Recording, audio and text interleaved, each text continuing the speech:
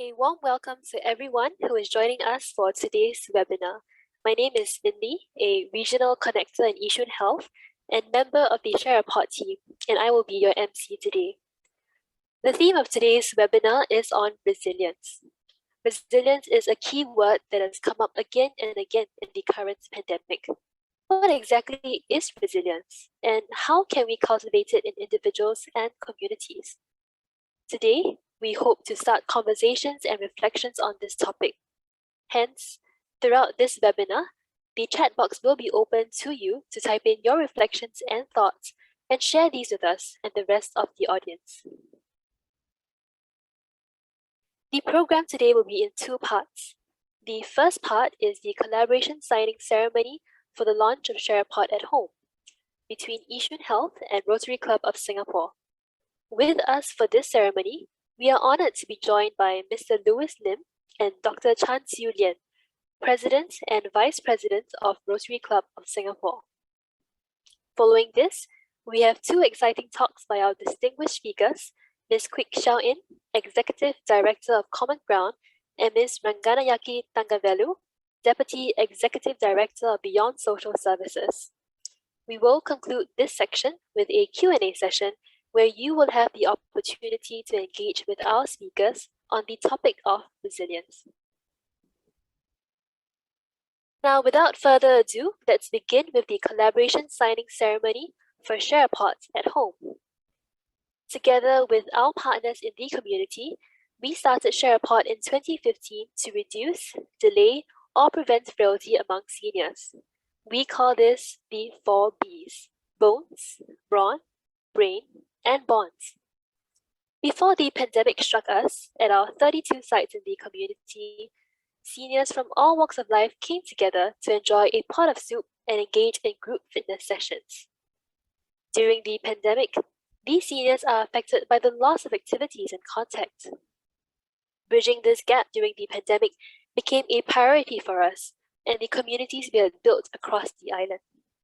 Now, as we work towards pandemic resilience, the Rotary Club of Singapore has put its hand up to collaborate in this effort, providing various resources such as training, soup containers, and activity materials for communities to gear up. Let's hear now from Mei Yan, a volunteer lead at the Shiao-Yin site in Covenant Evangelical Free Church, on her thoughts and how she hopes Shiao-Yin at Home could play a role.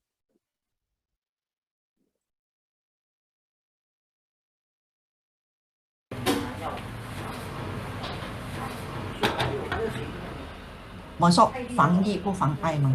我们还是要去爱他们吗？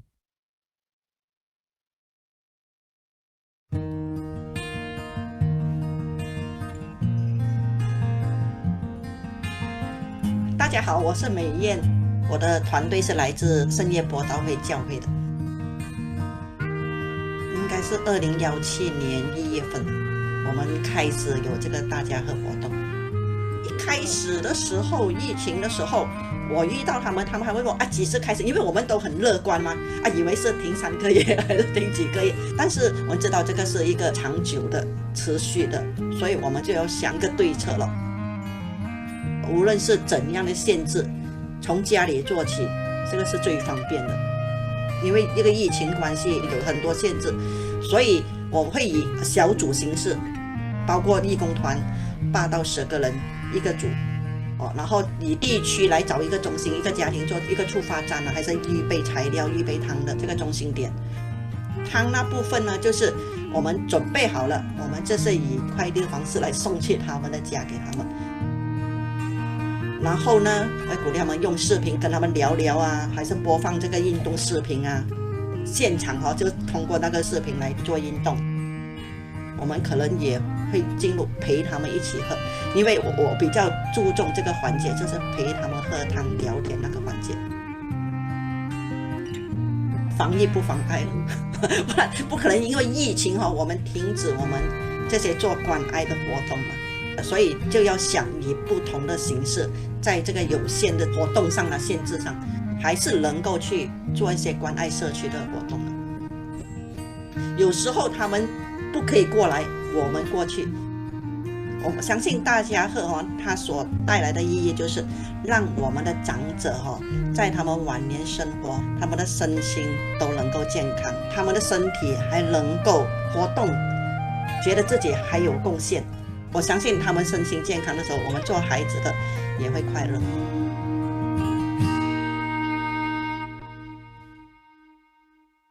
到时候政府放宽了很多的时候，我们又可以聚在一起，你懂吗？我觉得那个聚在一起的是最开心的事情。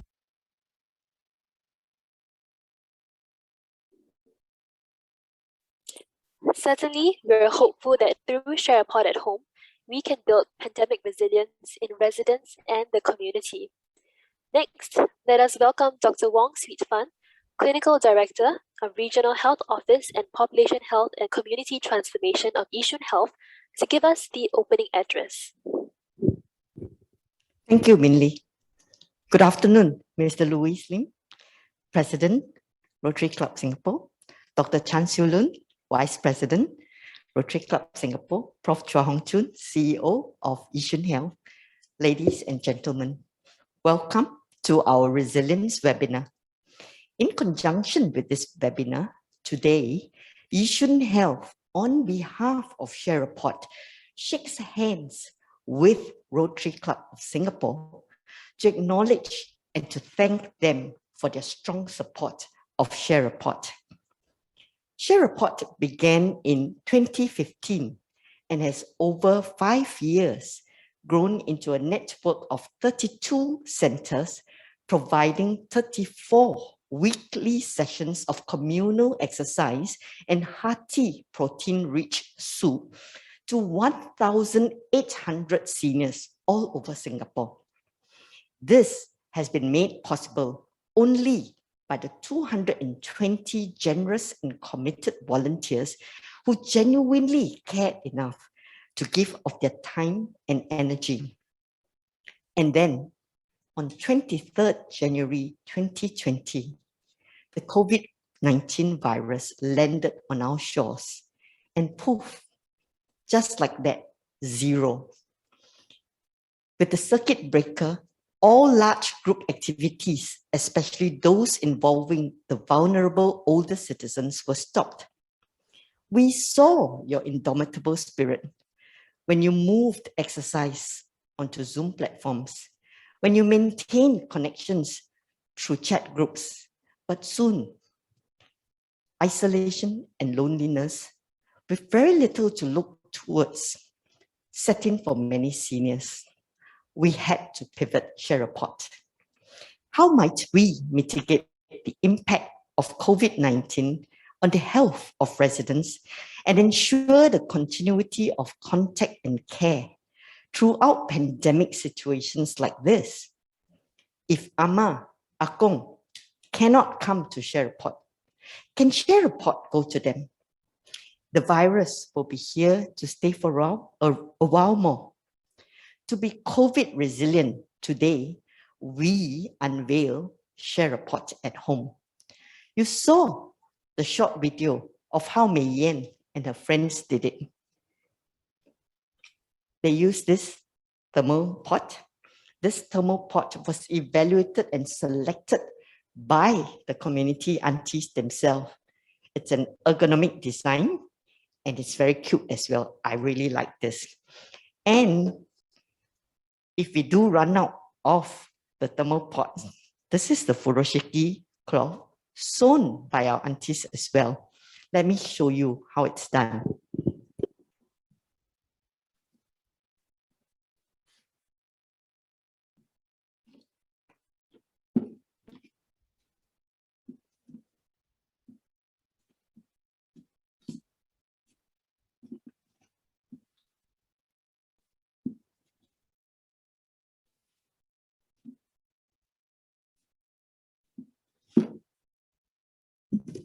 No plastic bags, green. Thank you to the aunties who really did all the legwork to start off SharePod at Home. So we want to thank all of you volunteers who have stood by us. You have been salt and light to these seniors who look forward to your weekly visits. We want to thank the Rotary Club of Singapore, for your generous support. Without it, we would not have been able to turn around so quickly. We look forward to the future working with everyone again at all the sites and even the new ones to expand Share a Pot at home. Thank you.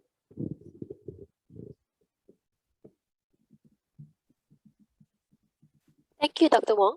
Next, we will have Professor Chua Hong Chun, Chief Executive Officer of Yishun Health, to say a few words about the Share a Pot at Home collaboration. Prof. Chua, please. Thanks, Mindy. Good afternoon, everyone.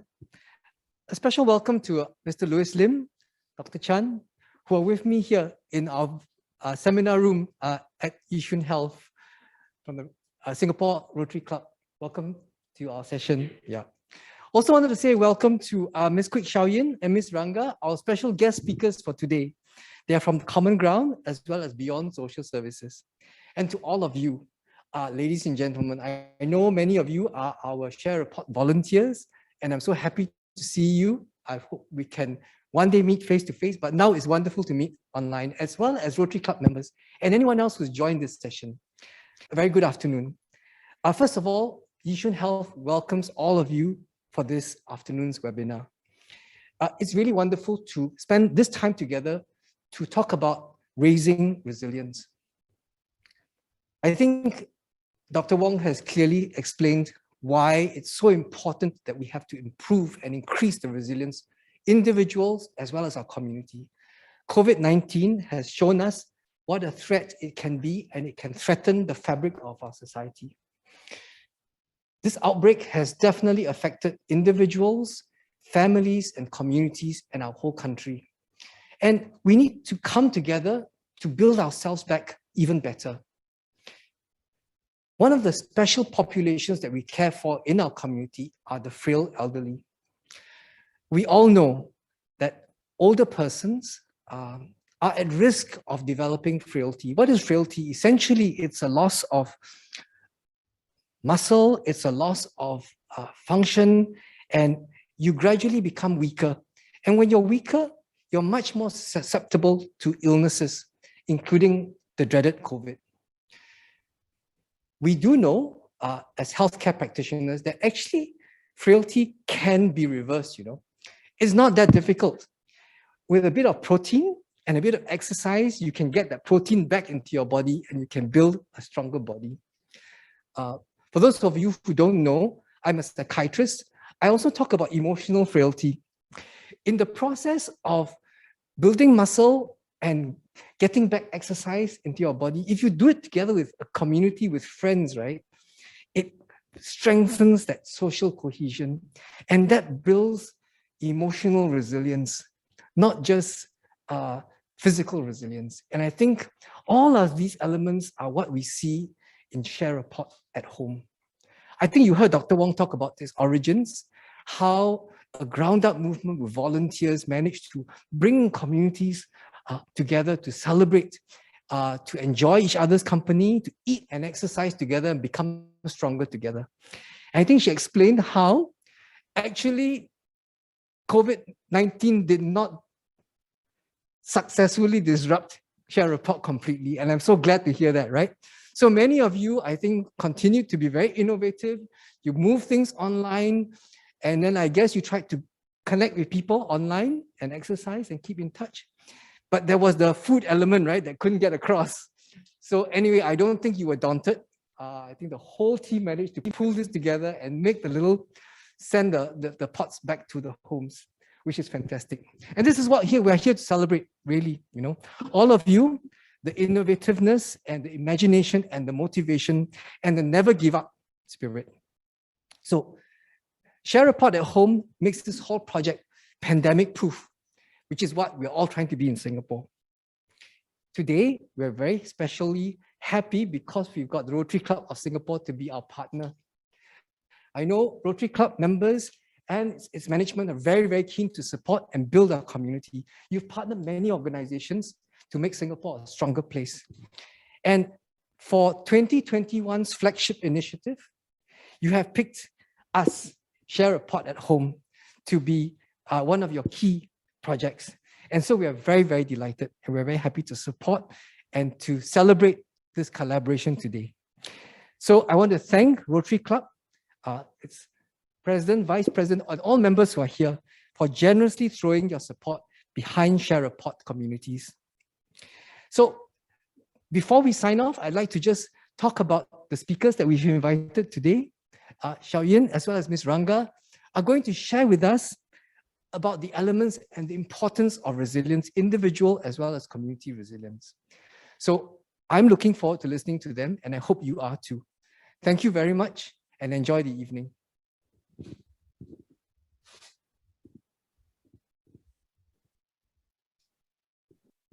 Thank you, Prof. Chua.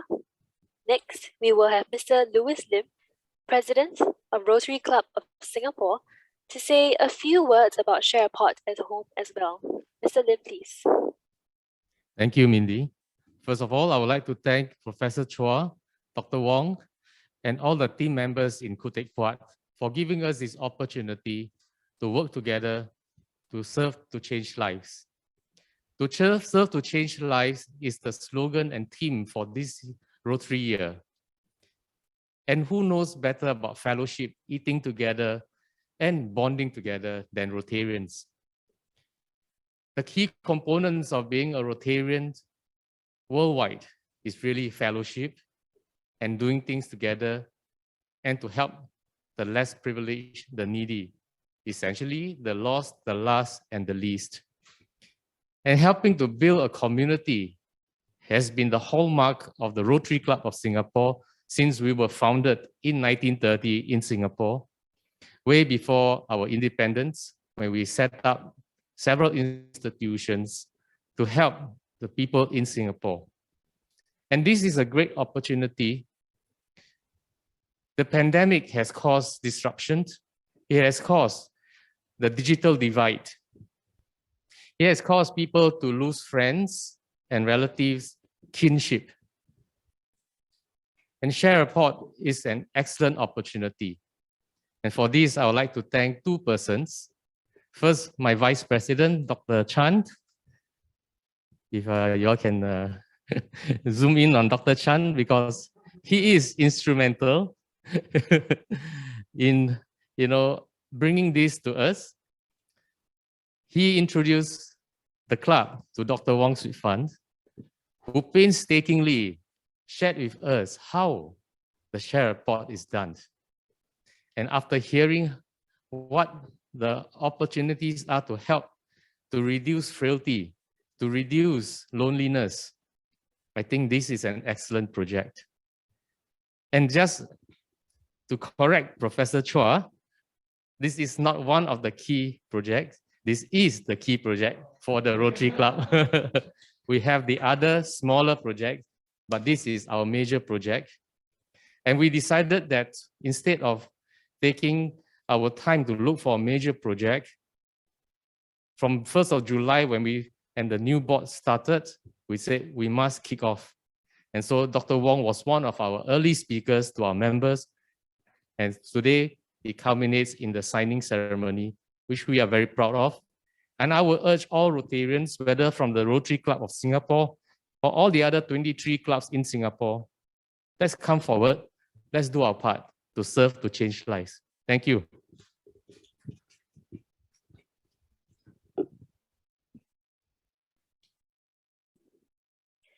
Thank you, Mr. Lim. We will now proceed with the signing of the letter of collaboration to formalize the launch of Share a Pot at home. May I invite Prof. Chua, representative of Yishun Health, and Mr. Lim, representative of Rotary Club of Singapore, to sign the letter of collaboration.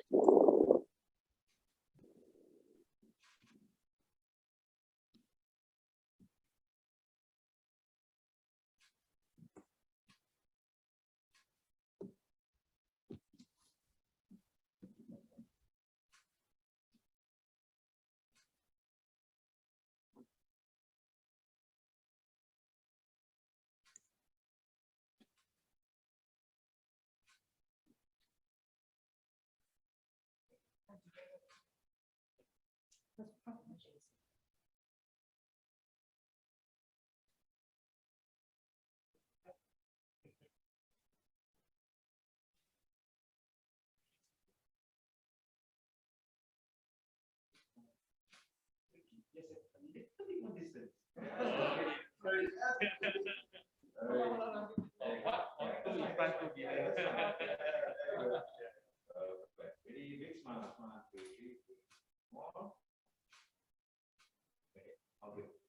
you very much. Thank you very much. Thank you, Professor Chua. Thank you. Thank you, Dr. Wong. Thank you. Thank you for coming.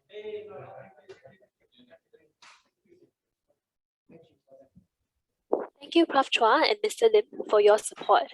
Please be seated.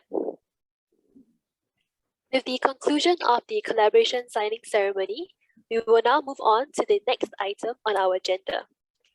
Today, we are delighted to have with us two distinguished speakers, Ms. Kuik Shiao-Yin, Executive Director of Common Ground, and Ms. Ranganayaki Thangavelu, Deputy Executive Director of Beyond Social Services, to give us their thoughts on resilience. Today, during this webinar, you are encouraged to type your questions into the Q&A module. You may click the Q&A button at the bottom of your screen to type in your questions or view and vote on questions submitted by other audience members. We also encourage you to share your thoughts at any time during the chat using the chat function. We would love to hear from you about what resilience means to you and your experience with building resilience. Our first speaker today is Ms. Kuik Shiao-Yin, Executive Director of Common Ground. Ms. Kuik will be speaking about individual resilience, its dimensions and impact on health.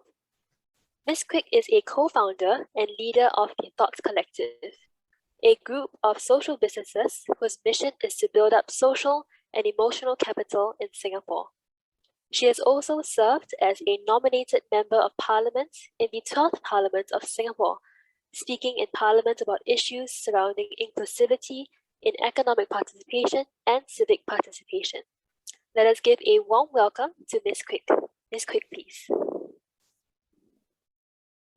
Thank you.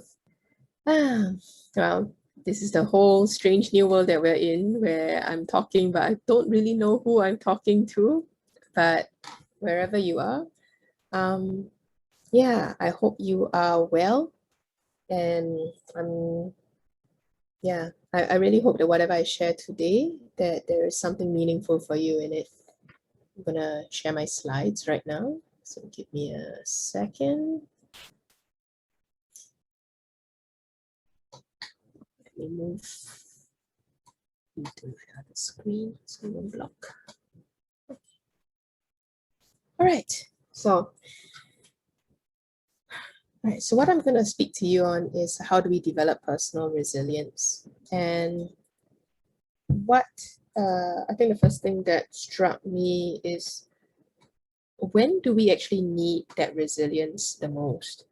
You know, resilience is not something you think about until you need it. And the situation that usually triggers it is a crisis. Now, I don't know what you have gone through in the last 18 to 20 months. And maybe the word crisis doesn't resonate with you. Maybe it really does. Whatever it is, I know for sure that you've probably had your personal resilience tested somewhat, right? Because for the first time, at least for our generations, we're experiencing not just a national crisis, but a global crisis together, right? It's just weird, right? To know that every single person in the world is joined by that. No one is left untouched by the pandemic, right? So resilience now is no longer just a theory to us, I hope, but it becomes a real thing, you know. And even for those of us who are, let's say, more privileged than others, we may not have understood crisis, or we've been relatively buffered by crisis. Those who have less privilege, every day could be a crisis. And now we're all just sort of like all joined at the hip. Now we all are going through something together. So at the beginning of Circuit Breaker, during 2020, I actually read this book called Upheaval, which is how countries survive crisis and change, right? And actually while this book was about how the system, or how a community, right, gets more and more resilient, Actually, the beginning chapter of this book was centered on the personal. And I really liked how he defined it. So I'm going to start by sharing this definition with you. So he said a crisis is a decisive turning point when the conditions before and the conditions after are significantly different, right? So I want you to consider that when I say that you probably have gone through a crisis, you've had your resilience tested, I want you to check in with yourself from 2020 all the way to today. Was there a moment somewhere in these weird 18 to 20 months where there was a turning point? Things before that was one way and things after that were another way. And what did that look like for you? And the other definition he offered in this book is that a crisis is both a single moment of truth, as well as a culmination of many issues that have been building up over a very long time. And I think that's something that we have not fully appreciated about this pandemic, that we might see it as, wow, pandemic, like, wow, circuit breaker, one single moment of truth. But the truth of it is, I think for many marriages, friendships, families, teams, organizations, that single moment of truth also revealed many, many issues that have been building up over a long time. So for example, if let's say you're a guy who has been addicted to work, never come home, you know, always working all the time, right? Always say like, daddy, no time to come home and play with you lah. Suddenly now gonna work from home, right? Now you have to work from home for 18 months.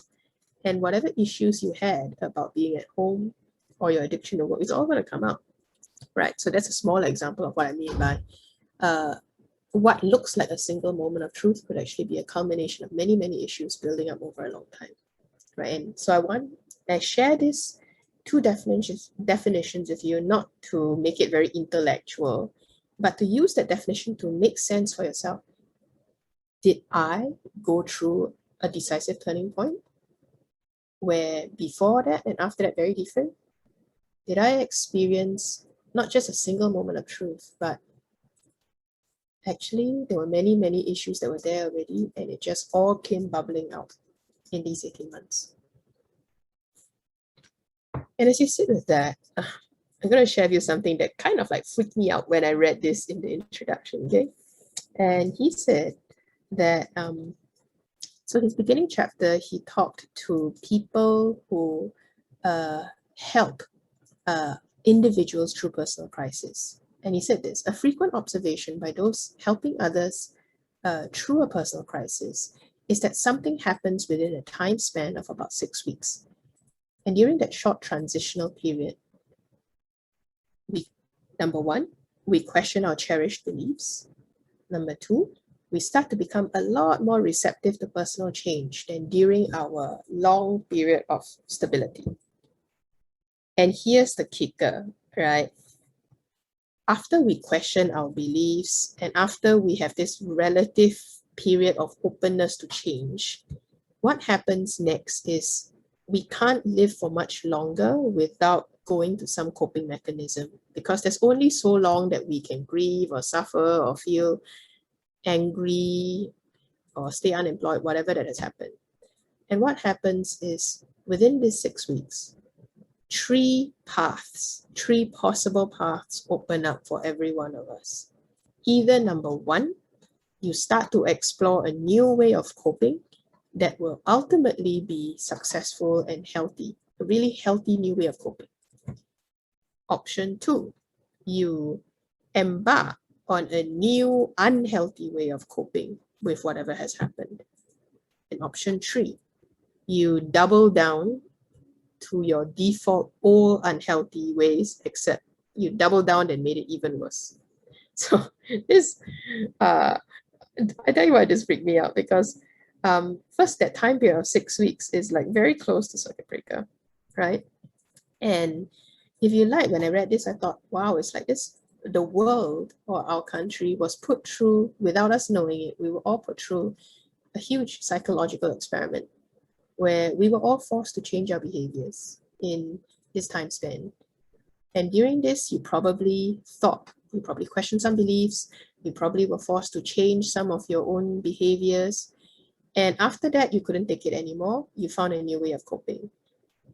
And then out of these three paths, right, my curiosity is, of all of us listening in this room and beyond this room, how many of us picked path 1? And how many of us picked path 2 and 3? Because only one path, the first one, is healthy, and the other two are not great. While you're sitting with that, let me share with you another thing that I read during circuit breaker that comes together with this, right? So I came across this article about the midlife unraveling. And what that opened up for me is there's this whole pandemic thing that is testing us, and that's bad enough, right? And all this coping strategy stuff. Now, I think if you are going through this time and you are in your middle of life, which means you are late 30s all the way till, let's say, about early 50s, this would have been a double whammy for you. Okay, so in this article, I'll just read for you the choice parts, all right? We sometimes think of midlife as a crisis, but it's not. In midlife, think of it as a developmental milestone where for some reason in the late 30s onwards, your mental models and coping strategies will be challenged and forced to unravel, whether you like it or not. You start to, these old coping mechanisms or old coping strategies that helped you throughout your childhood, your teenhood, your youth, your 20s, your early 30s, you developed a set of coping mechanisms that were there to protect you, to stop you from getting hurt. And somehow, when you reach your late 30s and 40s and 50s, these old coping mechanisms somehow just don't work anymore. They were the armor that you had created to protect yourself. But you start to realize this is actually getting in the way of where I want to go. So for example, you could have grown up very, I want to please people, I want to make them happy. And it's nothing bad about that, but it could have been done to protect yourself. And maybe in your late 30s, early 40s, it suddenly becomes clearer and clearer to you that, this pleasing people is making me actually feel quite angry inside. Like, not everybody I want to please. Why am I pleasing them? Right? And you start to feel like, maybe I shouldn't be so sweet all the time. Maybe I should be a lot more upfront about the things that I want. Anyway, that's a small example, right? But late 30s to early 40s, this is when you really start to question, is all of these ways of being, all these ways of coping, are they working for me or not? Right? And to deconstruct your coping strategies, right? To develop these healthier new coping strategies, right? That Jared Diamond had talked about in Upheaval, like, you go in the healthier path is to develop new coping strategies. It's not that easy. Not everyone takes that path. And many more of us prefer to take path 2 and 3, which is not healthy, because to tear down the walls that you spent your whole life building, it feels like death. It feels like I'm killing a part of me. It is really difficult to change your behavior, right? And it's really hard, right? So I bring your attention to that last quote at the bottom. It's as if we spent that first half of our lives shutting down feelings to stop the hurt, developing all these weird coping strategies. And then the second half, as things break down, as things are not working anymore, we now have to go and open up ourselves inside and like figure out what's going on. What do I need to heal from? How do I need to change? And that's not easy and that's not fun. And I think my curiosity is how many of us have gone through the last 18 to 20 months. We are middle-aged. We were already in this weird process of like, trying to figure out like, how do I need to change? And then the pandemic hit, which brought many more issues to the fore. And that's what makes me very, very, just curious. Do you actually feel that you came out of this last 18 months more resilient, less resilient, or you don't even know what is resilience. So I share this to start you really processing inside you, right? Your own story, because I don't want you to hear this from a theoretical point of view. Now, let me go into my second part, which is, okay, fine, I get it now. Personal resilience, very relevant, very important, triggered by a crisis. All right, so fine, how can I develop it? Now, I think that in Singapore, we have a habit, right? We have a very practical culture. And in our very, very practical culture, we might have been raised to believe that life is all about how I do things and what I need to do. How to do it, what to do. How to do it, what to do. And our work and our life, our personal and professional life can be just consumed with the whats and hows of life, right? And we can live our whole life just around that without questioning any further, right? What do I need to do? How do I need to do it? What do I need to do? How do I need to do it? Now, if we live life that way, and it's not wrong, but this is called living life from the outside in, right? What to do and how to do it has always been all about the outside, right? And if this is your only way of living, if you listen to people who have been living so long in this space, you will hear there is an inner emptiness. They are searching for something, right? And they will usually say things like, I don't know why I'm doing what I'm doing. I don't know who I'm doing it for. I don't know who I am as I'm doing this, right? They are trying to, from the outside, figure out their inside, right? I'm going to say that again. It's like they're trying to do all the work on the outside to figure out what's inside. And this way of living does not lead to resilience. In fact, it leads to a lot of instability, because the whats and hows of life are always going to change. It is fundamentally uncertain. You can't put all of your bets or your certainty on whats and hows. It's always going to change, right? What's this, like, you know, the soup making like strategy that Sweet Fun was just sharing about, like, how do we deliver the soup? What are we supposed to do next? Right? It just changed overnight, whether you wanted it or liked it or not, right? And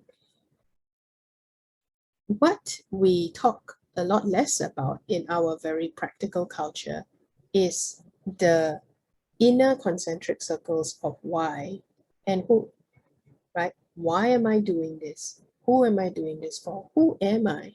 Why am I? This is the space of identity, which is who, and values, which is why, right? It is a lot more healthy to live your life from your why and your who. Now, you may think, I also philosophical. Who got time for this kind of philosophical thing, right? I don't have time to think about my identity and my values, but I think it's actually the most practical thing you can do, especially if you care about resilience. This opposite way of living, which is, let me live my life or make my choices from the inside out. That means if I'm trying to figure out what to do next, how to do it, if I'm trying to figure those questions out, I don't just spin in circles around the what and how. Instead, I go inside and check in with myself. Okay, who do I care for? Who am I? Why do I want to do this? Why do I care about that? And when you have that clarity inside, certain whats and hows become a lot sharper. Like, okay, we cannot do that because that goes against what we stand for. We cannot do that because that goes against our mission. I cannot do that. That goes against my values. And that will hurt the people that I care about. So when you hear people talk like that, you get a sense of people who are checking in with their why and who. And that is a very stable trust, like trustworthy place to come from. It's like, think about it, it's like a psychological anchor, a foundation inside you. Your identity and your values, your why and your who, are much, much less subject to change. You know, the external environment can change, but your internal environment should not change that much. And because it doesn't change that much, and because you have chosen your identities, you have chosen your values, and I hope that when you choose your identity and values, you chose something which is not, you know, that shakeable, right?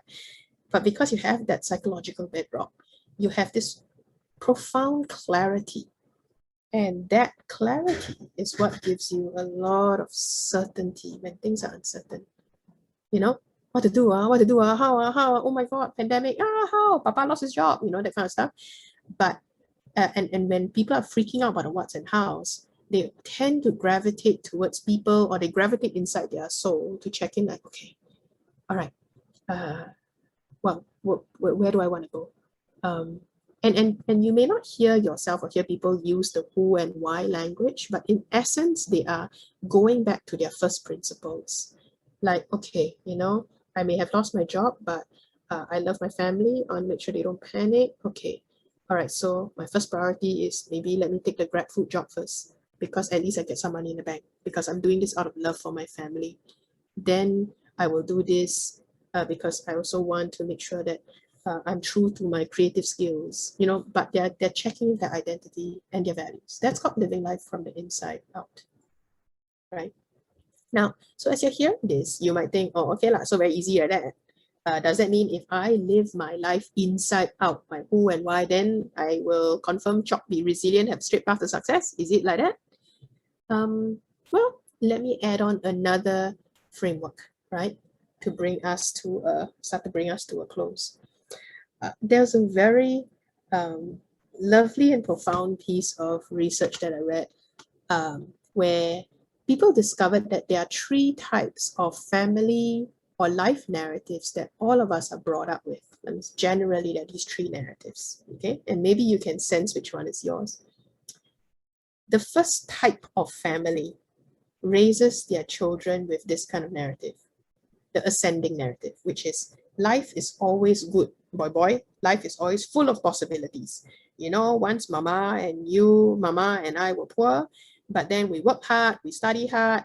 I became a doctor, your mama became a banker, and you too, my son, will be really, really great if you study hard, right? So that's the ascending narrative. Life is always about possibilities. The second narrative that parents could raise their children around is the descending one, which is, a boy, you know, once upon a time, your grandpa was very, very rich. I also came from, my side also came from a rich family, but then your daddy's side all like philanderers, and then like mama's side all like don't know what lah, all got drug problems. So you work so hard for what? You study hard for what? Whatever lah, life will kick you when you're down. Okay, life is always full of problems. That means that it's never going to be on the up, right? It's always on the down. And what the researchers discovered is that neither the ascending narrative nor the descending narrative resulted in resilient children, right? Because these 2 narratives are fundamentally lies. Life is not always going to be full of possibilities, and life is not always going to be full of problems. So what they discovered is that there is a third kind of family narrative, right? Which sounds more like this. Okay, so you know, mama was poor and then daddy was poor, but then when we got married, we worked very hard and life was great. We had a chicken rice shop, we did really, really well, and then a recession hit, and you know, we lost everything and it was really hard. Our marriage nearly broke down, but you know, we got some help and we started to make waves, and it was hard, you know. Sometimes that job didn't work, but all in all, boy, if we stick it together, we care for each other, no matter what happens, you'll be okay lah. Life got problems one, but as long as we work together, you'll be okay. And this is the oscillating narrative. That means it's an understanding that there is always ups and downs to life, but in general, it's heading towards somewhere purposeful, somewhere good. And to get there, you're going to need other people to get through. Those are the general themes of the oscillating narrative. the up and downness, but the end point is going to be somewhere purposeful and somewhere good in general. And you need other people. Those are the big three themes of the oscillating narrative. And that is actually what creates resilient children, because it gives them a more realistic view of the world, and it's realistic and optimistic at the same time. It's not either or, it's both. This is what some people call bounded optimism. And the oscillating narrative creates resilience in people because it gives us optimism with boundaries. And those boundaries are the boundaries of reality, the boundaries of the brutal facts of life, right? And I want to share with you this last reference, right? I don't know if you've heard of this book or this paradox, but I'll explain it to you. It's found in the book, right? This thing about oscillating narrative and bounded optimism, it is best encapsulated by this small little story that Jim Collins shared. It's called the Stockdale Paradox. So Jim Collins was trying to understand what made some companies or some leaders very resilient, and he decided to interview this prisoner of war called Admiral Stockdale, right? And he was a prisoner of war in Vietnam for 7.5 years, and it was pretty crummy situation that Stockdale was in. So Collins wondered, wow, if I read this memoir and it feels so depressing for me, like if I was Stockdale, I would have killed myself. I don't know how he was resilient and survived like his time as a POW, right? How did he survive when he was there and he didn't even know the end of the story? He didn't know where things were going. Why didn't he just kill himself? So when he asked Stockdale, what Stockdale said is, well, I never lost faith in the end of the story. I never doubted that I would get out, but I also felt that I could prevail in the end, and I would turn this experience into the defining event of my life. That means I believed that there was going to be an end point, and I believe that somehow I'm going to learn something through this. And more importantly, right, when Collins asked him, okay, so who didn't make it? Who had no resilience? And wow, Stockdale said, right, it's the optimists, all the optimists who said, don't worry, we'll be rescued by our side by Christmas. Christmas came, no one rescued, and never mind, confirmed chopped by Easter. Easter, no? Thanksgiving, Christmas. And actually what Stockdale said is these optimists, these relentless optimists who refuse to look at the brutal facts, right? He died of a broken heart. And this is the quote that Jim Collins really puts forth as the Stockdale paradox. You must never confuse faith that you will prevail in the end, which you can never afford to lose, with the discipline to confront the most brutal facts of your current reality, whatever that might be, right? We must have faith that we will prevail in the end. But at the same time, you must have that discipline to see the brutal facts of current reality. And when you apply this, right, to the current state of where we are in the pandemic and all that, you can see it around that the people who are most like losing it, not resilient anymore, getting extremely angry and complaining, right, are those who maybe started off being very, very optimistic that a rescue will come soon, right, somewhere in this 18 to 20 months. And as that rescue period started being stretched or taken away, they lose more and more heart, right? It's hard. So last slide. In essence, if you want resilience, live from your who and why. Use that to clarify your next steps in the ever-changing, always unstable what and how. But live from the anchor of my who, my why. Then I will know what to do in the what and hows. And then remember, take that oscillating narrative as you make those next steps. You must never ever confuse faith that you prevail in the end. Don't ever lose that. But don't ever lose perspective that there are brutal facts of reality that we must learn to see. So, thank you.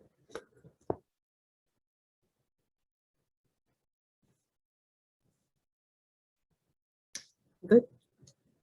Thank you, Mrs. for those thought-provoking comments. Once again, we encourage you to put your questions into the Q&A function for the Q&A session later on in the webinar. Next up, we have Ms. Ranganayaki Thangavelu. Ms. Ranga is a Deputy Executive Director at Beyond Social Services, which enables public rental housing neighborhoods to be villages that raise their children well. Beyond Social Services is committed to engaging families living in public rental housing so they can exercise their strengths and capabilities in addressing the issues they face. Ms. Ranga is a registered social worker trained in community development, restorative justice, and stakeholder engagement. Through Beyond, Ms. Ranga engages more people in peace-building efforts to create a society that is kinder, fairer, and more cooperative. Let's welcome Ms. Ranga. Ms. Ranga, please.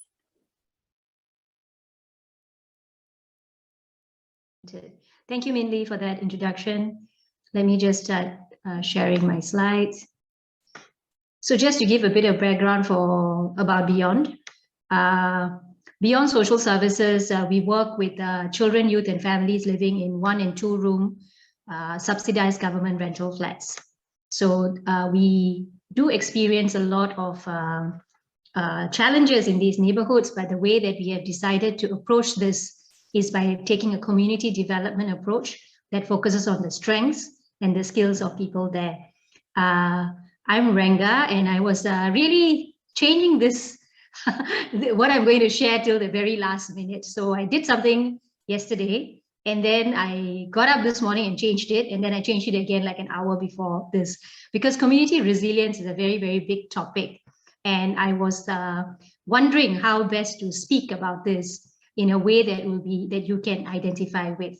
So I was thinking, where do I start with this big word that's community resilience? And Shiao-Yin has touched on some part of it, like how when we are hit with a crisis, we find strengths and we act as individuals and as communities as well. And you would see movements throughout the whole world that addresses crisis in different shapes and forms. So when I was looking at it, I said, let's try and bring it to a level where we can participate in this community resilience. So I started with myself. So this is my community, at least some section of my community. The flats that you see in the middle on the top row is Tangling Halt. I grew up in Tangling Halt, Chap Lao, and it is going to be razed to the ground very soon.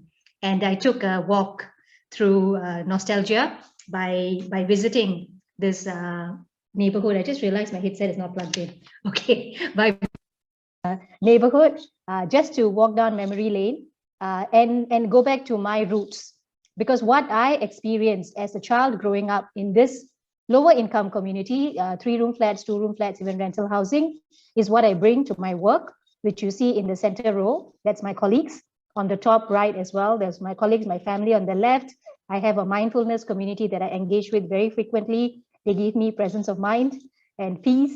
And then you see in the bottom left, which is at least bottom left on my screen, I am not sure which side it appears on yours, is the community of women that many of my colleagues work with in supporting them, in encouraging them to take ownership in the communities that they're in. So starting with yourself, if you were to just take a moment and reflect back on the different communities you belong to and how that shapes you, I think we are onto something.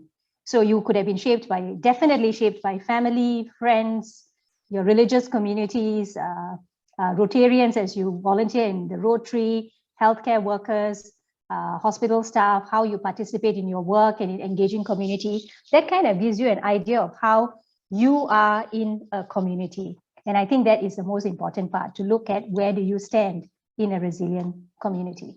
So Beyond's approach is, like I said, working with the lower income families that are always on the fringes despite their best efforts. We are really looking at how can we move beyond welfare towards stability. And it starts with the individual, like we just did, moves to the family, the immediate community, and the whole of society.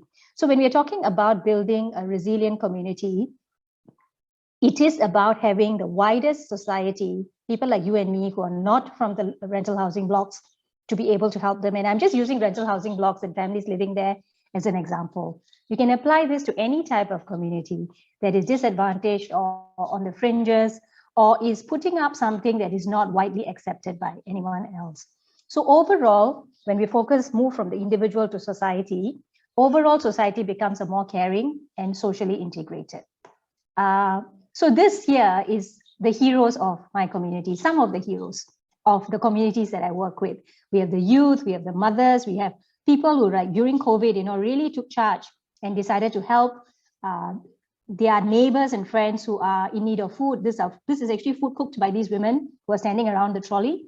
We started a project which is called Masakla, and they decided to cook the food, and it is supported similar to Share a Pot, but quite different, where they cook the food at home. They all have their licenses, food licenses, and then they plan a menu along with the community. We get some corporate funding to do this, and it's home cooked hot meals delivered to neighbors that they know.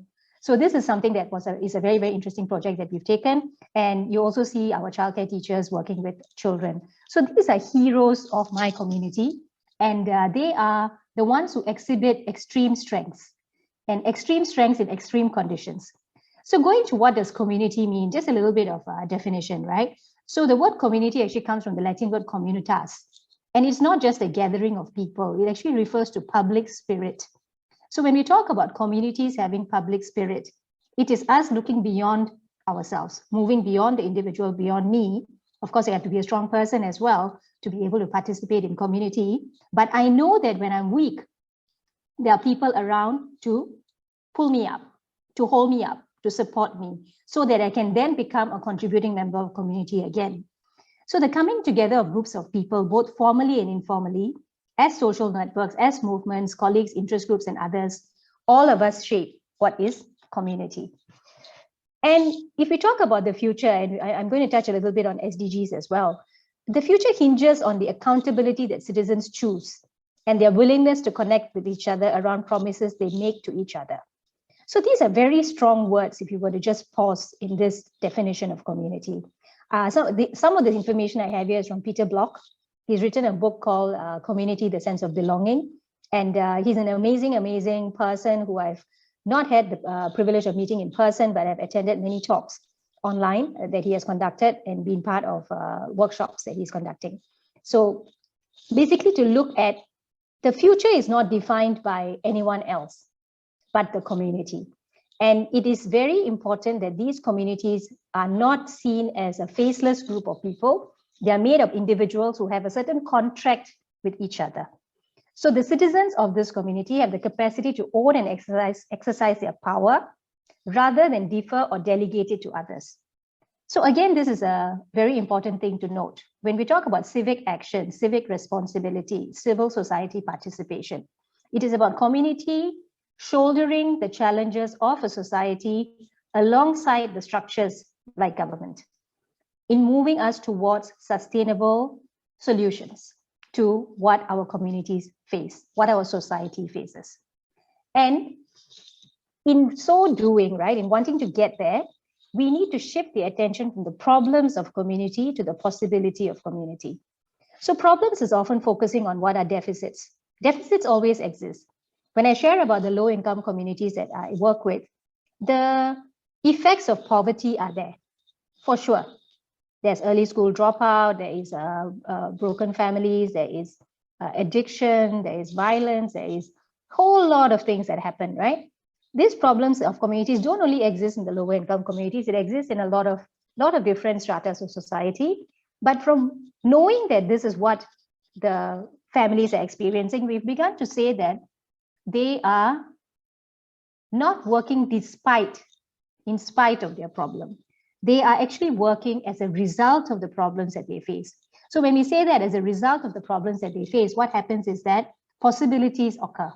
What is the possibility that this community sees for itself, even as it is traveling, journeying through the problems it has? And from focusing on individual transformation, we begin to focus on collective transformation. And very importantly, we can only look at collective transformation if we look at the importance of social capital. Social capital is like the picture I showed in the very beginning of myself. That's all the social capital, or most of the social capital that I have. And then there's more. So if I have 300 friends on my Facebook page, not all of them are part of my social capital, though they could be.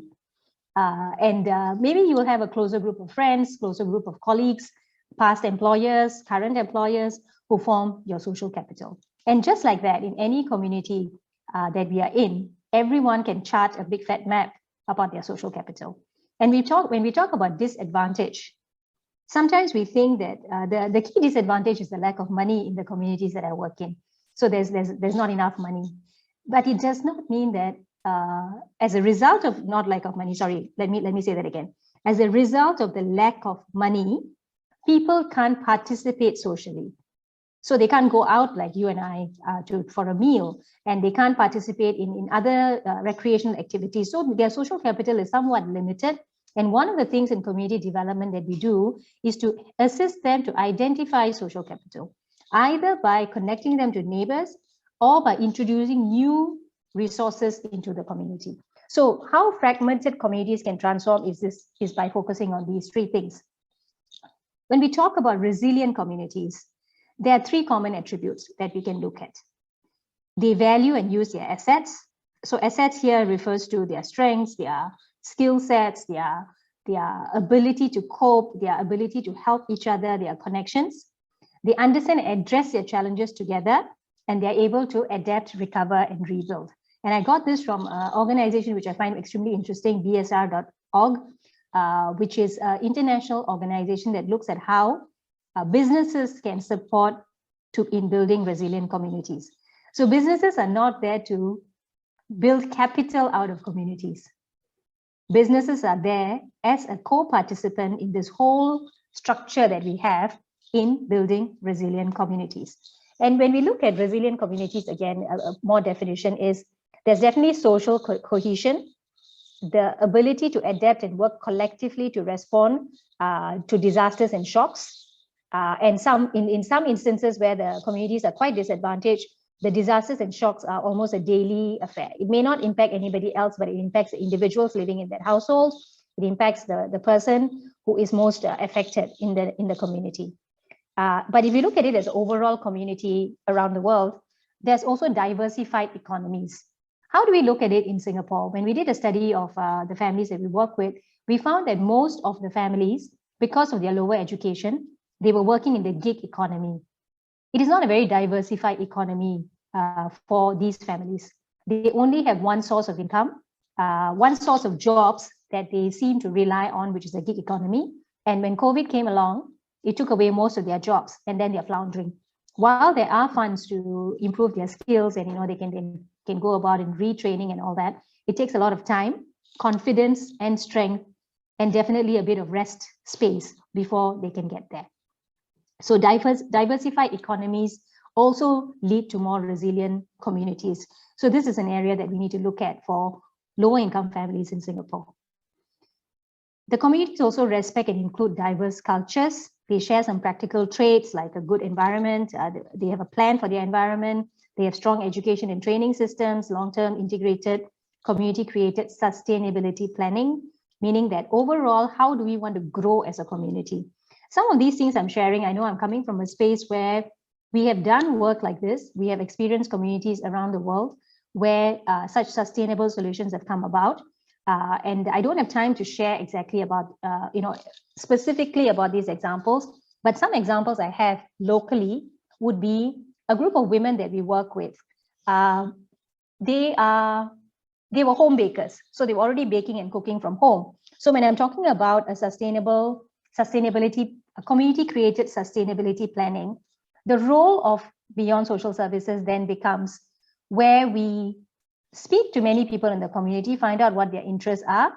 And when this group of women come together and say, we bake, we cook, we support them with additional resources to be able to make, to bring in their talents as well as improve it and help them to collectively create business. And now they are a very well put together group called Bakers Beyond. And over the COVID period, because they could not bake and sell their items, they began to also include other women who are good seamstresses. So they sew masks. Now there's a thriving business in masks. There's a thriving business in cookies and food that they cook. They're also making other types of handicrafts. So along the way, other women have joined who bring in other different skill sets. So this is a community-created economic success effort, we call it. So that ongoing, new members join, some people leave, new talents come in, and they continue to grow as a structure. And when we look at city resilience, the way the Rockefeller Foundation describes it is there on the screen. The capacity of individuals, communities, institutions, businesses, and systems within a city to survive, adapt, and grow no matter what kinds of chronic stresses and acute shocks they experience. Of course, what comes to mind for all of us now is COVID and how we as a city and a country are responding to it. Maybe not adequately as some people would say, but we are responding in some way by coming together. But what I wanted to show with these definitions is that building resilient communities is not the purview of one group of people. It is everybody, economy included. And that is the main thing that I wanted to point out. So if you look at the Sustainable Development Goals of UN, they focus on 3 key areas: ecology, economy, and social resilience. We can't run away from the intersectionality of these 3 needs that all of us need. If we don't have ecological or environmental resilience, the planet will end, and we are causing the end of the planet.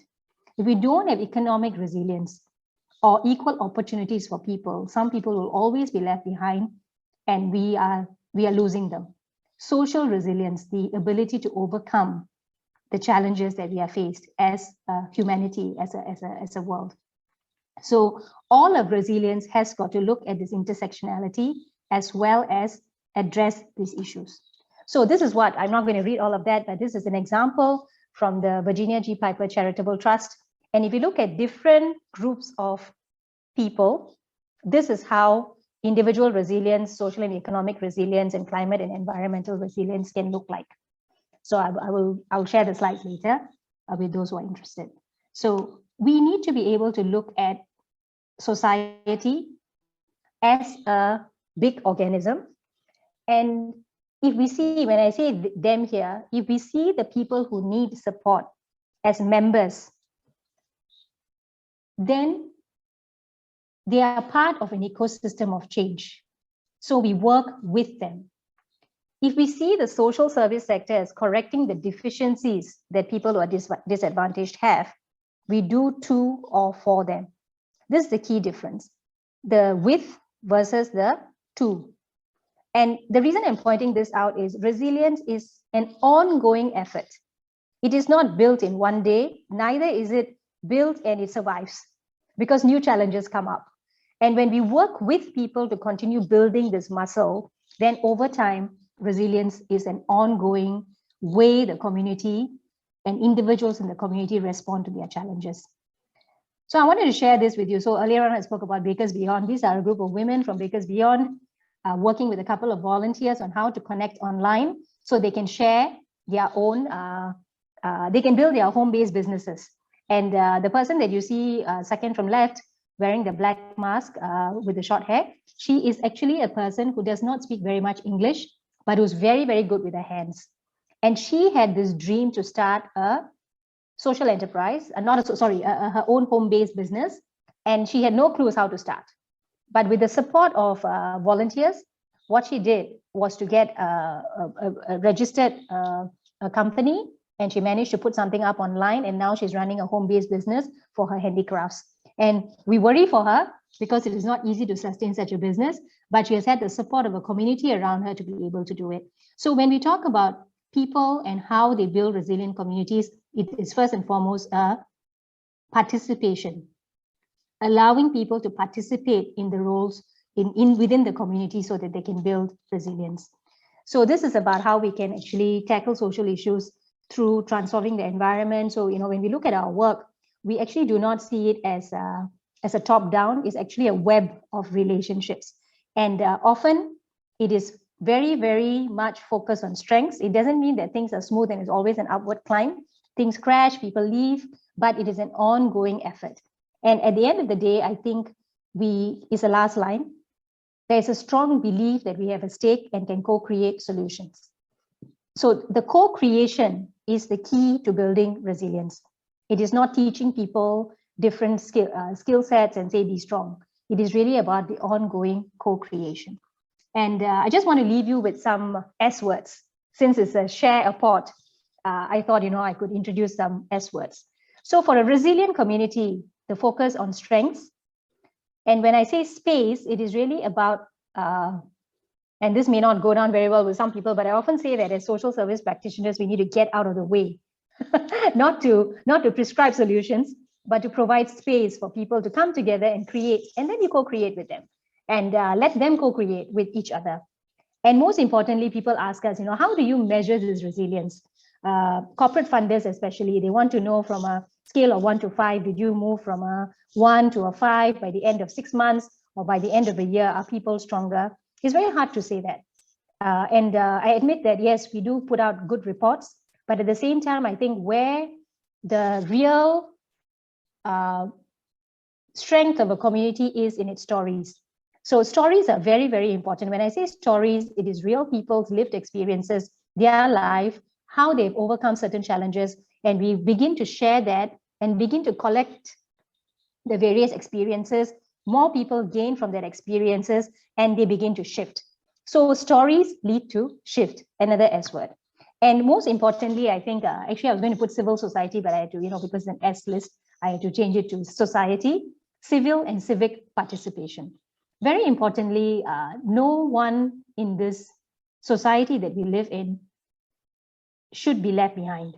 So that's my belief. So if we have people on the fringes, we as civil society must include, must open the doors for them to participate, and vice versa. People on the margins feel confident enough to open their doors to allow us to participate. And over time, the solutions that we build must be sustainable, hinging on the 3 areas that I spoke about earlier: ecology, economy, and social resilience. So this is basically it. I think I've come to the end of my presentation. And if I spoke very fast, sorry about that. Just trying to cover all the content. Open to questions. Thank you. Thank you, Ms. Ranga, for that inspiring sharing. I'm sure many of us have burning questions to ask. So without further ado, let us invite both speakers back to the spotlight for the Q&A segment of today's webinar.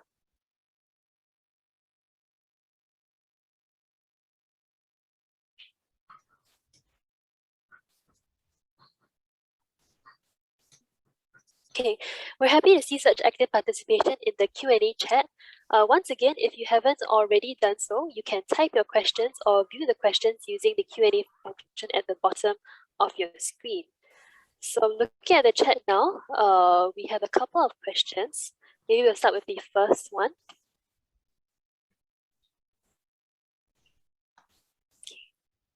Okay. The first question was, what does community mean to Singapore, especially in the more affluent communities that seemingly have less problems or challenges, right? So can a community without problems come together? This question is for Shiao-Yin. No, Ranga, it's for Ranga, sorry. You want to go first, Shiao-Yin? I'll just go first with like what got triggered in me when I heard that. It's like, is there ever such a thing as a community without problems? I think maybe one of the things we have to explore is that the problems that plague the privileged and the wealthy, whatever you want to call it, are not that different. They look different, and maybe we treat it differently, and maybe there's more resources to deal with it, but it's the same problems. Yeah, in many ways. Just that's what came up for me. And I think once we can actually connect with that idea that I'm not that different,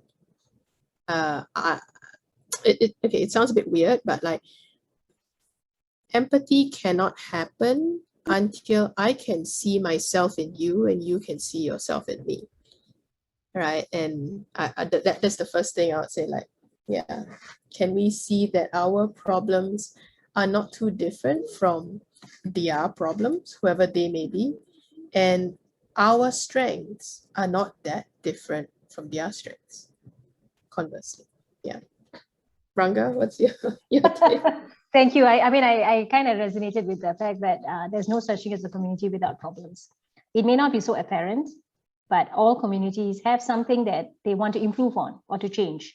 or to strive towards, right? So I think not, but I think the one link, what you have suggested is true. Sometimes seemingly they seem to have less problems, right, or challenges because everything is in place. But I think that is where we begin to look at what is the definition of community. So if I identify myself as Ranga, and then I identify myself as I work at Beyond, and are these the only two communities that I have? Actually, as a Singaporean, as a member of so many different networks and groups, I can participate and support various communities. So I think one of the things that we need to be able to look at, we can come together to, like I said, include others in our community, especially if you feel that you're a very contained community, you really don't have any other needs, then how can we reach out? So if you look at society overall, right, there is definitely needs that you can participate in. So communities come together to pray, to celebrate, to rejoice, to travel. You know, they're not attending to a specific problem, but I think they need each other.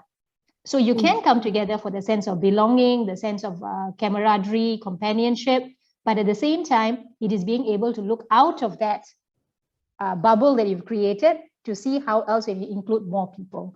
So an example in Singapore, I think somebody else asked about examples in Singapore. I mentioned migrant workers, foreign domestic workers, the LGBTQ community, people who, and I work with groups that are, they're actually sex workers.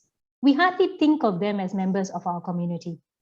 They are just this other group that exists that is far away from me, very far away, and I want to keep them. I don't really have a need to interact with them. But actually we do, because as a society, the foreign domestic workers and the foreign workers and those non-residents in our country make more than 1 million. There are more than 1 million such people in our society. But we choose to sectionalize, right? So that is where I felt that we have to really open up our ideas and views about what is community to be able to participate. Yeah, I think something that came up for me as I'm listening to Ranga is how we as individuals don't naturally spend time sitting down and thinking of the layers of identities that live inside us. You know, it's a function of our work culture, right? Where, you know, if someone asks you like, hey, like, you know, who are you? Nobody actually says who are you, but you know what I mean. You would just go with like, I don't know, like I'm Shiao-Yin, and then you probably lead with your profession next, and I do that. You know, but actually, if you really sit with that, like if you spend like, let's say even 5 minutes sitting down and just fill in the blanks, I am, right? You realize like, actually there's like so many identities in you that if let's say you want to engage with a community or you want to encourage your gang to associate with another group of people that they see like, let's say young people, they don't naturally gravitate to older people. They're like, they are old, I'm young, what do they have to do with me? But if you can find an identity in the young person that connects with an identity in the old person, for example, all right, let's say we're talking about a group of young creatives. Then if I want to engage with the older, can I tap into this identity of, that's my goal, of like creatives in older folk? You know, or like if I want to engage with a group of sex workers, do I want to see them as sex workers only? Like that's the only identity they have? Or is it just a gathering of mothers trying to think of how to look after their children? So it's like, I find that communities will not engage with each other until they're willing to see that there is a shared identity within us. Yeah.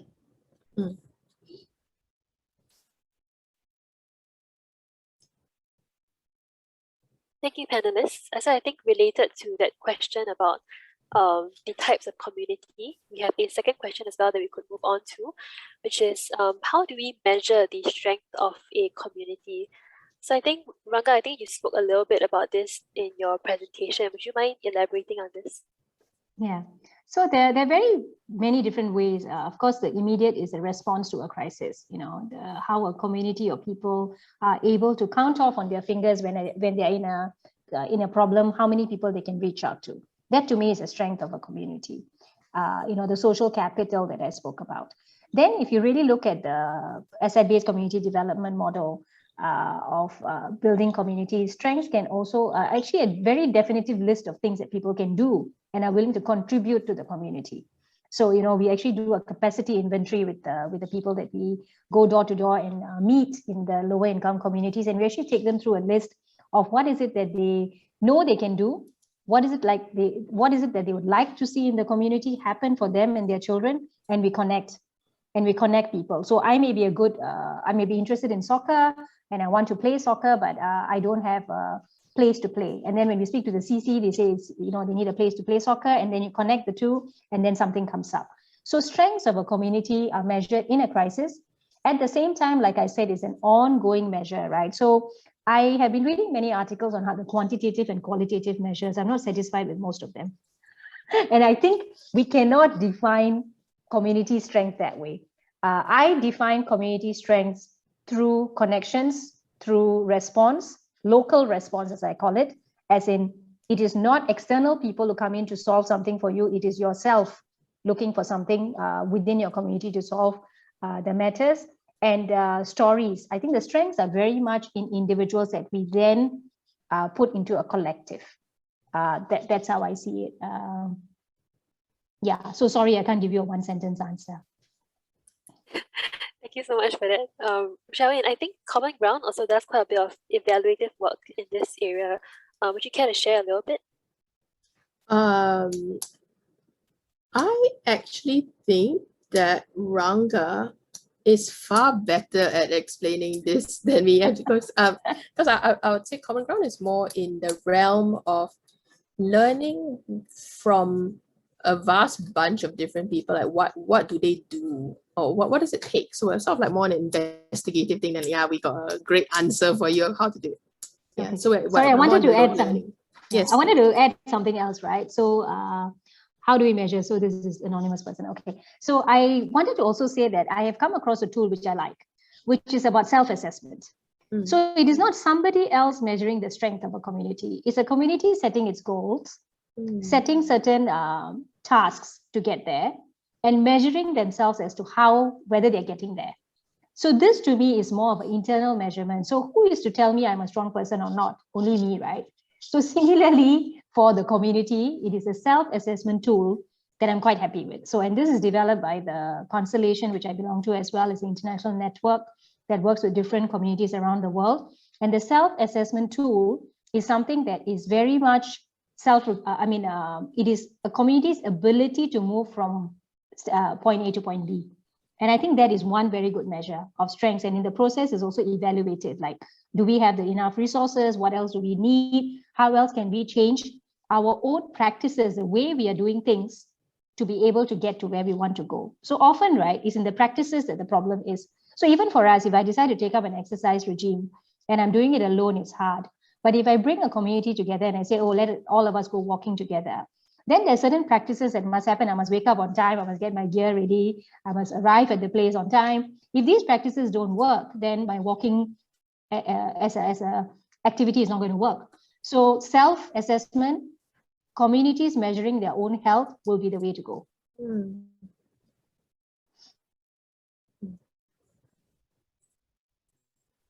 Thank you. I think maybe we will move on to the third question. I'm seeing a question from Danny. Thank you so much, Danny, for your question. He asked, so building my community, I face mostly in the alignment of purpose to guide the effort towards a common purpose. His two choices basically, which he felt to include those who are like-minded or change those who are not. Are there more into this that he's missing out? And if there are more ways to align their purpose? And maybe he's wondering if a little difference helps us to grow as a community as long as the general purpose is and what we should do to move forward as we grow larger. So this is quite a complex question. And yeah, any thoughts on this? I've got to read the question to process it.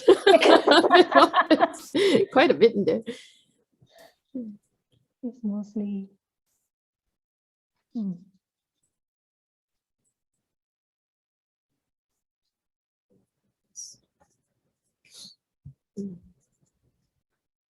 Maybe I go first. Sure. Sorry, Danny, I don't think you can change anybody, but I think I think you're asking whether, you know, for those people who don't agree, actually those people who don't agree are seeing something that we don't, those who are like-minded, right? So it is important to listen to those who don't agree until they're able to share with you why and see whether they can be included. So this thing about consent towards a common goal is very important.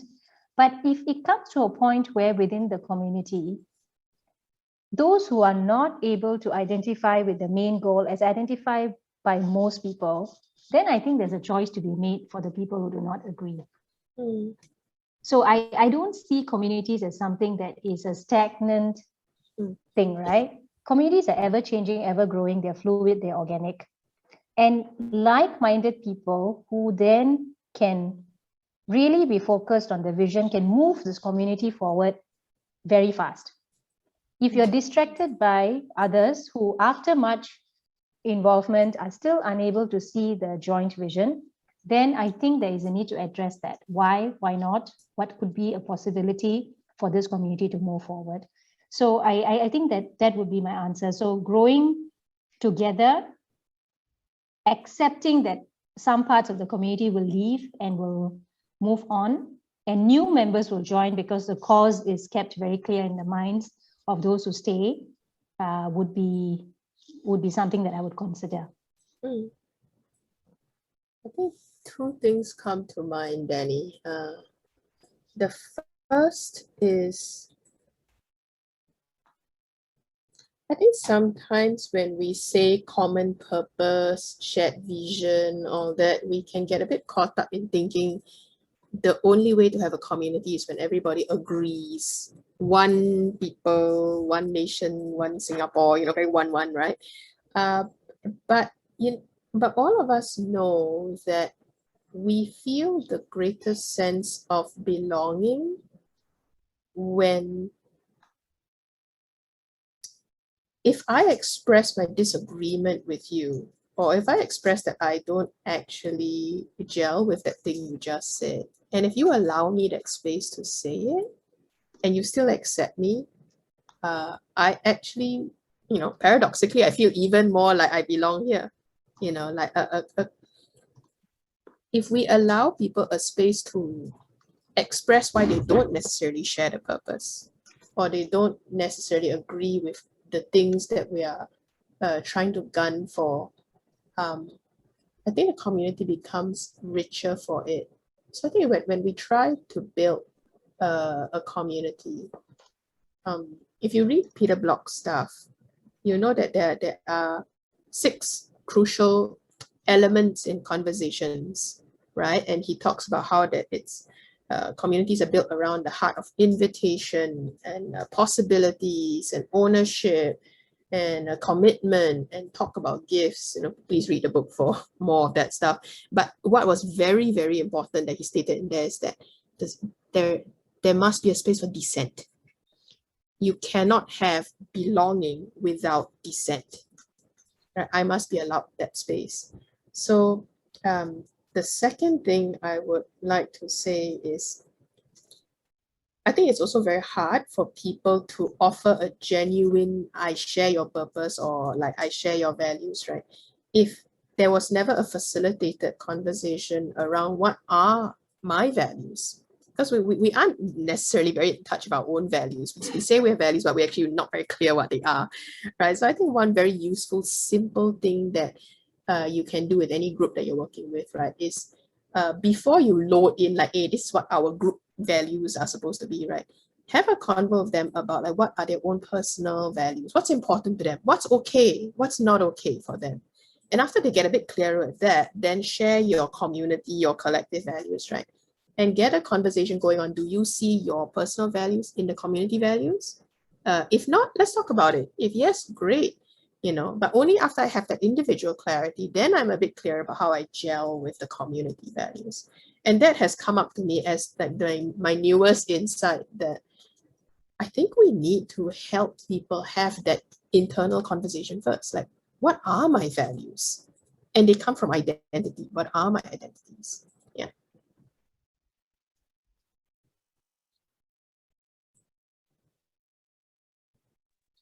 All right, I think we've discussed a bit about a community's objective and whether dissent is important in a community. The next question is finding your inner compass as an individual. If we don't have the luxury of a facilitated conversation, could we start this within ourselves? And I think this is related to the next question, which is how can we get started on finding our why and who as an individual as well? I'm going to paste something in the chat which will answer your question.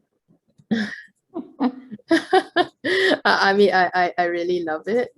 And it actually comes from the work of Brené Brown. Yeah, so that's an article of I think some engineering guy who applied it to his own like team of engineers. So it breaks it all down and makes it very easy to read. But it is so doable. And I would love for all of you to do your own values exercise and then to do it with your work teams or do it with communities you're working with. It is like really like one of the easiest and I think most powerful interventions that I have come across. Very simple, very doable. Yeah, Brené Brown is amazing. Oh, she's a social worker, so I'm she's so good. Yeah, and I mean, I just wanted to answer this question is the fact that you're here now listening to this panel, I think you've already started on what you're curious about. You know, so for me, finding out our why and who is actually curiosity. What piques your interest? You know, what do you notice when you're walking around? You know, so putting away the phone, doing things that are outside of your comfort zone. These are some ways, reading up widely, right? And really being present. So I like this other word, it's also by Margaret Wheatley, right? To be present to what's happening around you in the world, to be a witness to what is happening around you. I think these are very important words for me. So observation, curiosity, being present and being witness to not only what is happening in Singapore, but what is happening around the world. What are issues that are troubling people, that people are acting on? I think some of these things are important. Then we begin to frame our own why and who do we want to work with. So this is coming from a very practical way and maybe from my own personal experience. Yeah.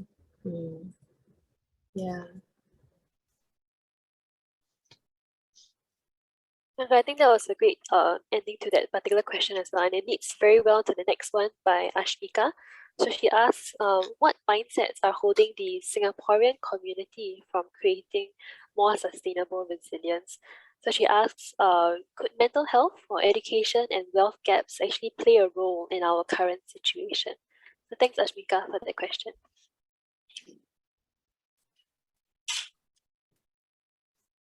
The panelists have any thoughts on this? Quite a big one. Yeah. all your questions are so lovely and rich that must take it in. Must take a while to take it in. Oh man. Let me attempt, okay? So I think one of the things that I shared just now is to do for and do with, right? As a society, most of us, or many of us, I wouldn't say most, are comfortable where we are. We have things that have been done for us, things that have been provided. So if you talk about stable housing, education, home health, yes, we've experienced a lot of stress in being able to afford these things, but in a lot of ways, we have not been put in a place where we needed to participate very actively in building. So I'm making very sweeping statements here because there's an assumption here that Singapore is not building a sustainable resilience. The Singapore community is not creating more sustainable resilience. Speaking as a person who's had many opportunities in my life, I did not come from a privileged background, but I had very good opportunities to grow into who I am. And no difficulties as such, but there are people who suffer through many things to overcome things in their life. I think if you are speaking from a perspective of having received, having been supported, then perhaps it is very important to step away from that role of recipient, of being in a comfortable space, and look around. And that's where this resilience comes about for other communities that you can lend your own strength to, right? So what is holding Singaporeans back? I think we are all in a similar, somewhat of a comfort zone. It is shaken now, perhaps through COVID, which is not something that we bargained for, but we don't have as many challenges that we need to face. At least I'm talking about people who are better off. We then have to then look at who are the people below the poverty line, the invisible poverty line, who are the people who are being left behind, and see what is it that these communities can achieve as well. So the biggest mindset is this is not about me, that we need to overcome. Everything is about me. Everything that happens in my circle that I'm witness to, I can play a role. So if we begin to step out of that mindset of it's not about me, then perhaps we can be looking at more sustainable resilience.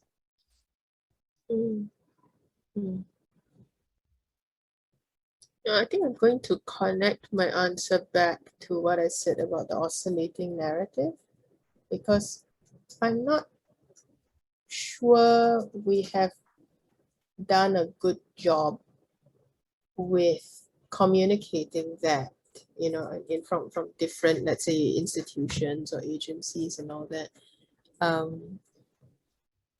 And I don't mean government when I say institutions, agencies, I mean also families and all that. Like, okay, like, you know, in Singapore, when we're trying to deal with certain issues, you get some people who are all very rah-rah cheerleader and like, oh, everything's wonderful, everything's perfect, you know, you just need to work harder. I think that's very toxic, but it's also as toxic as the other one, like, Singapore cannot make it one lah, whatever lah, Singapore hates poor people, you know, and that's toxic as well. It's not going to help. But it's so, when you try to bring that narrative together of like, there is an up and down, there is brutal truth that we need to confront, but there's also a lot of great possibilities.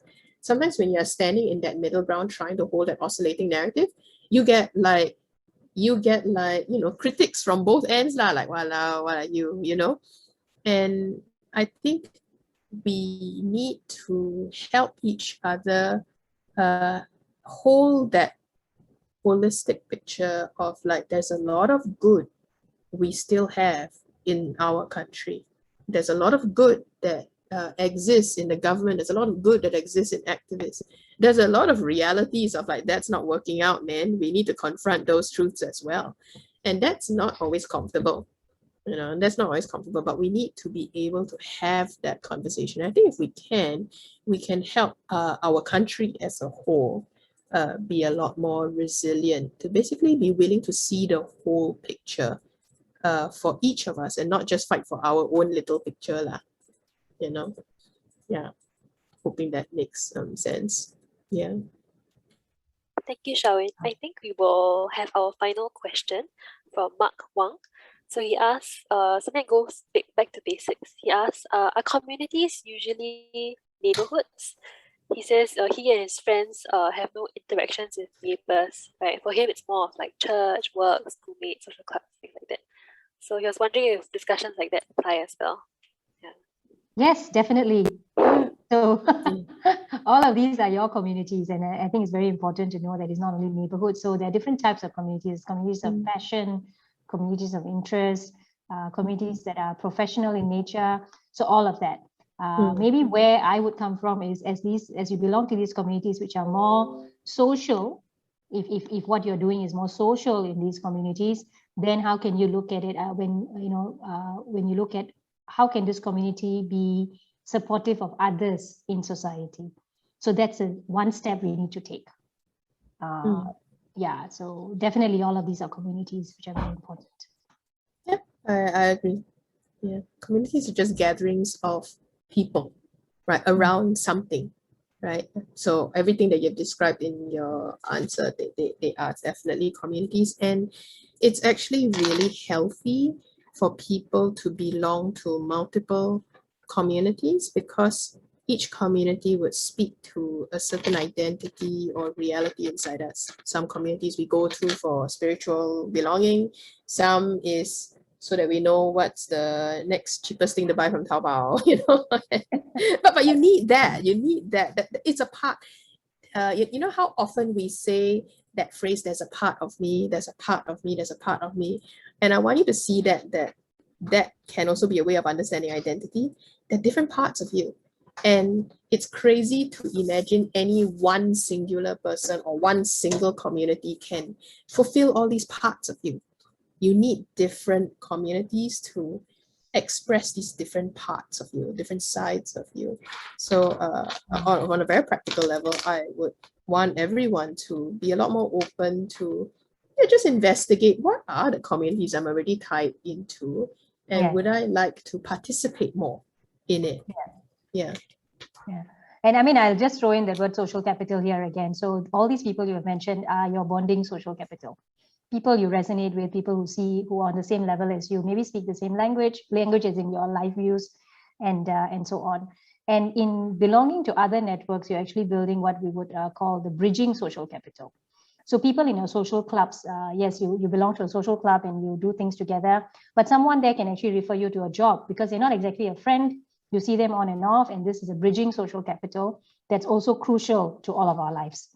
And often, these loose connections we have with people as we traverse through church, work, school, social clubs are the ones who will then lead you to new connections. So just have that at the back of your mind. So as we are saving money, our financial capital, also being able to build the social capital. And I'll just share like a book that I think would be great for some of you to read. It's Together by a guy called Vivek Murthy, and he was the former Surgeon General of the US, and he studied loneliness, health, and the need for connection. So like it's a huge another practical thing. Like if you're like social capital, whatever, all these kind of things don't resonate with me, right? Then I'm hoping that you can hear it also from the angle of people are more lonely than you think. You are more lonely than you think. Or if you're like, I'm not lonely, it's highly likely you're part of quite a bunch of communities, But if you have like recently felt like strange bouts of loneliness and you don't know where it comes from, I think Vivek Murthy's book is a great breakdown of like, you will feel lonely if you don't have like a strong interpersonal connection with someone, a strong group connection, and a strong societal. And the way he broke it down is like, it really helps you to see like, it is in our best interest, if you like, right, to participate in different sorts of communities. So it's completely possible to have a happy marriage, happy family, and feel lonely. And if you do, it's because you have not had the system connection. It's like there's nothing wrong with you. It just means that you are missing that extra little element. Yeah, so it's a great book. Like, please go and read it. Yeah. Thank you, Shiao-Yin and Ranga. I think this has been such a stimulating conversation. I also want to thank all the participants who asked questions today. I'd like to ask if the speakers have any final comments. No. Final comment. I'm replying to some of the questions by typing so that, at least they get the answer. Somebody asked about volunteering at Beyond. They say, yeah, please go to the website. Problems, opportunities, definitely. I think just wanted to say that, yeah, definitely. So problems versus possibilities, like we spoke about earlier. Yeah. Sweet Fan here from the boardroom. I'd like to answer the question on share a pot for 13 to 15-year-olds. Yes, yes, yes, yes. Okay, we have a few schools already on board.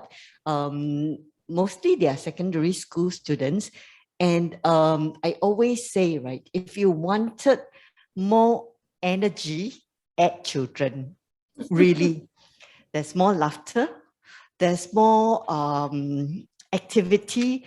They are just energizing for the older folks. Yeah, so they can do many things. Some of them, work with the exercise, and some of them cook. Yeah, and I think teachers may be a bit worried about the students, having accidents. Yeah, but accidents happen even with adults. So I think with supervision, they are generally fine. And when we were having young people working with SharePod, there was a very, very interesting comment. One of my young staff was always seen buying ingredients and all that. And then finally one day when she went home, her mother-in-law asked her, hey, you've been cooking all this soup, now you can cook, right, for the family. really, we are training them to be good daughters-in-law. Mm. Really, so everyone was learning. Everyone was learning. So I think we welcome. If I think the answer is put on the contact is put on the question and answer. But if you can't get anybody to answer you, just call me. Yeah, happy to have young children, whether schools or in any form of engagement. Thank you. Thank you, Dr. Wong, and thank you, Ms. Shiao-Yin and Ms. Ranga, for those comments and everyone who has taken the time to engage with us. So we'll be closing the Q&A session at this time. We hope that this has given you some food for thought about what resilience could mean for you and your community. So thank you for taking time out of your busy schedules to join us for this webinar. We hope it's been a fruitful session for everyone and have some takeaways on resilience that you could share with your friends and family. So thank you very much again, and we wish you a very pleasant evening.